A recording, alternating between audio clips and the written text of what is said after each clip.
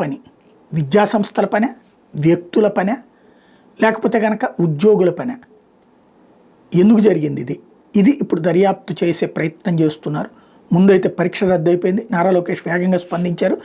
నాగార్జున విశ్వవిద్యాలయం పరిధిలోని బీఈడి కళాశాలలో శుక్రవారం జరిగిన మొదటి semester perspectives in child development పరీక్ష ప్రశ్నపత్రం అరగంట ముందుగానే సోషల్ మీడియాలో వచ్చింది. దీని మీద ప్రభుత్వం తీవ్ర ఆగ్రహం వ్యక్తం చేసి బాధ్యుల మీద కఠిన చర్యలు తీసుకోవాలని లోకేష్ ఆదేశించారు. అలాగే పరీక్షను రద్దు చేయడంతో పాటు ఘటన మీద విచారణ చేపట్టాలని ఆదేశించారు.